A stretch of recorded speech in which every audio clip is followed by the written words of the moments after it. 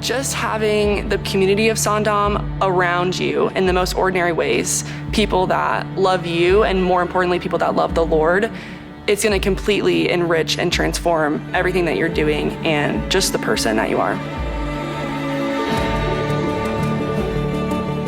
I just fell in love with Marian and the campus, and then the Sondom Scholarship just drew me in. There's just a deep prayerfulness to the community that translates into this excited attitude about life. We're here to serve one another, but also serve those outside of our community. If you're living for other people, you're gonna live a life full of joy.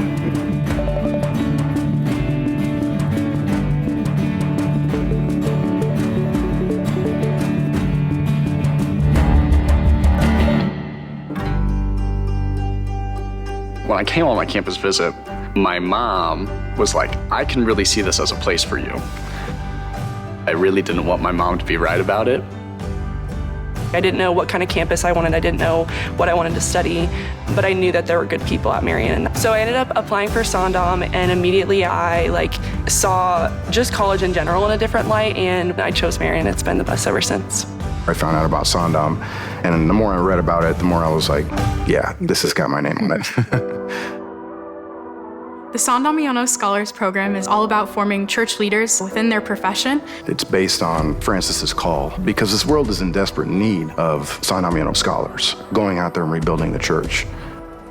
Sondom is a really special community that you really can't find anywhere else. He does all those things, challenges me, pushes me, but also gives me an opportunity to pour into others.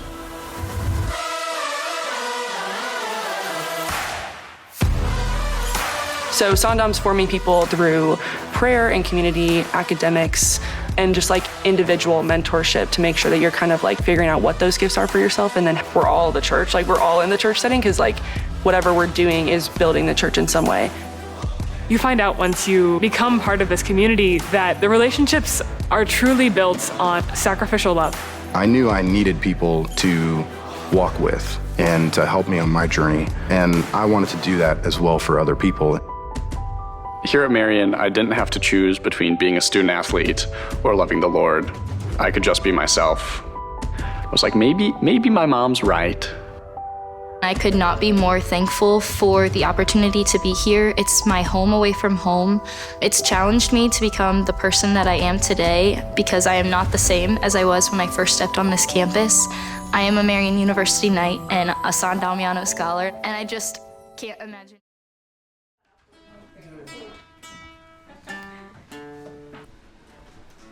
Vamos.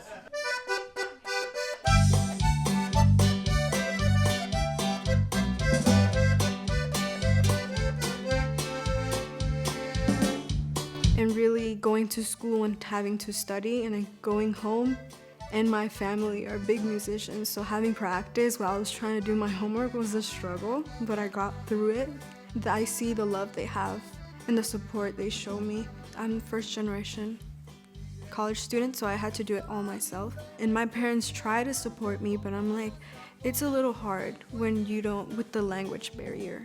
It's something that they tried to support me in, but they couldn't. My dad came to the United States a month after I was born. His dream was always for me to go into college and strive to be a very impactful professional in the world and bring change. All the work my dad has done, he had to sacrifice leaving his family in Mexico, his parents, his dad. My grandpa was a very big person in his family, and it really hurt him to leave his dad, because my grandpa instilled in them that love for God, that strong faith within our family, and I thank him for that.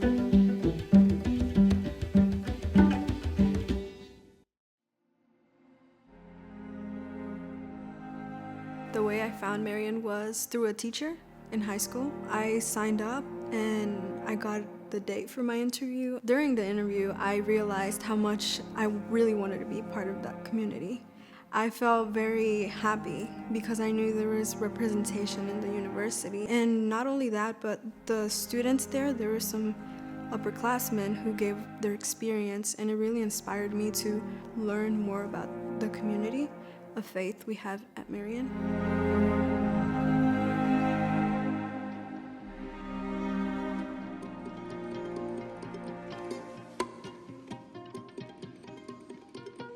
I am very happy that we have an organization for students like me, and it's growing.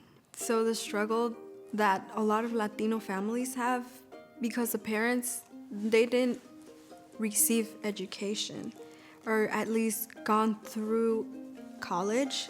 They don't know how hard it can be to do it all yourself, you know? So for the students, when they come into Dia de la Familia, they feel that comfort of being able to, you know, ask their questions in Spanish. The parents they hear the stories of us too. They hear about our experience, and they feel a lot less stress. The Latino Leadership Initiative mentorship program too, where we talk about their students having those opportunities to help and give back to the community and mentor students who are going through the same.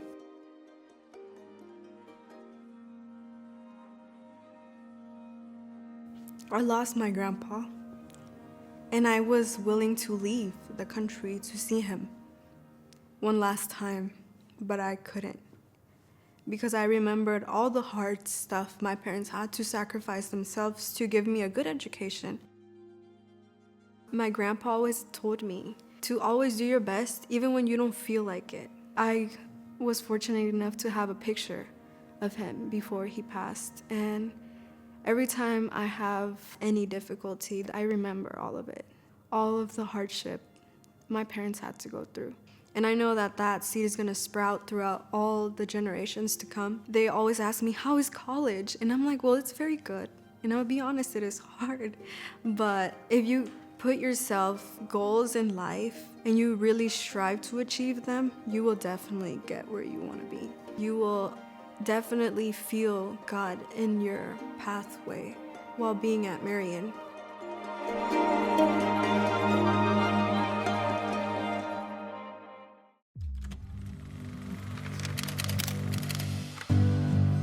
What if I'd said no? What if I didn't go to Marian? Never saw what it would do? What if I'd even rejected the simple things? The basics, the raw materials? Would I have anything to build on? Would I know Christ, who knows me better than I do?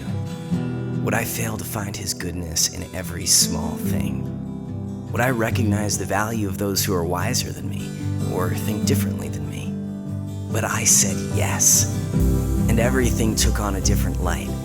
I learned to connect and not cave in on myself, to wonder and awe and not withdraw. And as I take each memory with me, each late night conversation, daily mass, and early morning coffee, they build upon each other to make something greater than myself, greater than just an education. And now these halls have sown a vision beyond anything I had imagined. I see who I can be, someone full of life and joy, someone who works not for themselves, but for others, someone who draws people into an encounter with Christ, who says yes and follows him, just like her.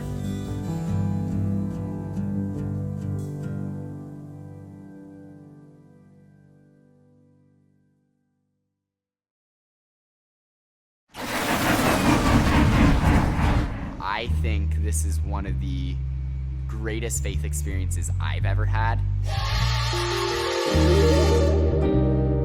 Missionary Disciples Institute is a 5-day experience here at Marian University that equip young people to grow as missionary disciples to serve their communities through the church. And the Monday I was like, can I be a missionary disciple? Can I?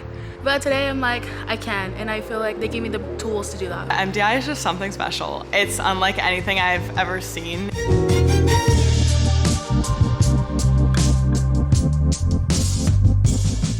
It is truly a game changer in building a strong faith life. If you know Marian at all, you know we're all about community, and I think MDI is a very small glimpse of like the community of Marian as a whole. You are learning more about not only be a better Christian, be a better person as well. It's a beautiful thing to experience. Definitely one of the best weeks I've ever had. At first, I was a little iffy about this whole thing because I had fallen from my faith. But by the end of the week, I had created a bunch of new friendships and reconnected with my faith again. The whole goal of it is to get the students on fire with the Holy Spirit, but then let them take that Holy Spirit home with them and keep that fire burning. What do you need to be released out of, brothers and sisters, to truly be missionary disciples? Is this the year that you walk out and you know what it's like to not just talk about being sent, but you are walking like a person who's been sent?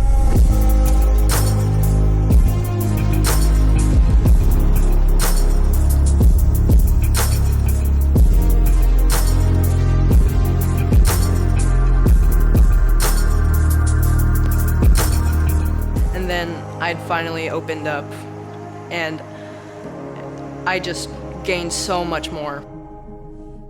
But more than a retreat, it also has what we call tracks. Teaching or proclaiming or prayer, and their mission plan flows out of these tracks. When you treat them as like someone that is empowered to go out and make a difference in their community, they're going to be able to. I'm planning to write small articles, and my first article is probably to write about MDI. My mission plan, I've noticed a need for high schoolers to start a youth group. So mine is going to be a penance service. I am doing a meditation gospel group. And so I wanted to use that time to start a Bible study group and bring faith back into our lives. The Holy Spirit like comes alive and moves, and they are like changed and formed and then sent back into the community to make a difference. If you're considering MDI, and if you think you have the potential to be that leader, this is the place for you. To build community, to grow closer to God, and to find how you can truly be an instrument of the Holy Spirit.